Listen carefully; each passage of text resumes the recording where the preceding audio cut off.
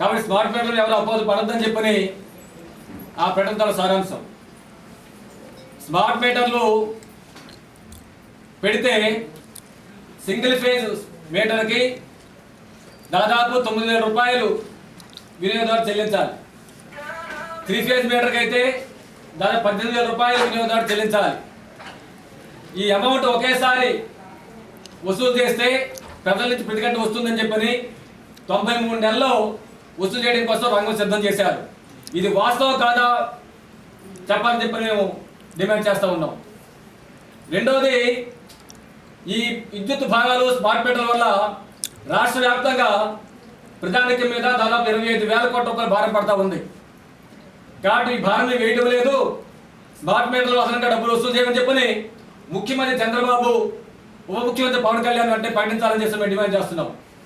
లేదంటే సీఎం నేతల ప్రకటన మోసం అని చెప్పి చెప్పాల్సి వస్తుంది.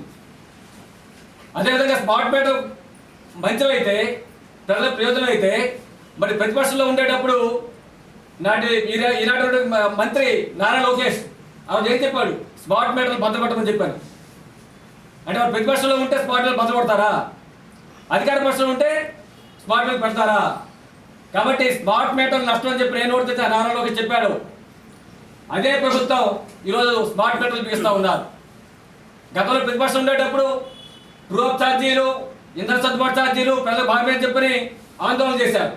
ఇలా అధికారం చేపట్టి అయ్యే ట్రూఅప్ ఛార్జీల్ని, అవే ఇంధన సర్దుబాటు ఛార్జీల్ని వేలాది రూపాయలు ప్రజల మీద చేస్తూ ఉన్నారు. ఇది ప్రజలకు దోపిడీ చేయడం తప్ప ఇంకోటి కాదని చెప్పినది మేము కార్మిక ప్రజా సంఘానికి చెప్పదలుచుకున్నాం.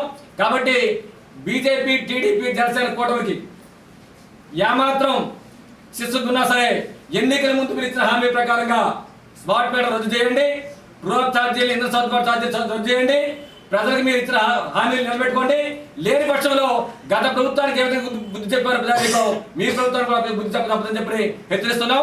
కాబట్టి ఈ స్మార్ట్ మీటర్ రద్దు, సర్దుబాటు రద్దుకు వ్యతిరేకంగా రద్దు చేయాలని డిమాండ్ చేస్తూ రాష్ట్ర వ్యాప్తంగా ప్రజాసంఘ కార్యక్రమం చేస్తున్నాయి. ప్రజానీకానికి విజ్ఞప్తి చేస్తున్నాం. మీ ఇంటికి ఎవడొచ్చినా సరే, అదాని స్మార్ట్ మీటర్ కూడా ఎవడొచ్చినా సరే వాడిని తిరిగి కొట్టండి, తిరిగి పంపించండి. ఎటువంటి పరిస్థితుల్లో స్మార్ట్ మీటర్ పెట్టకండి.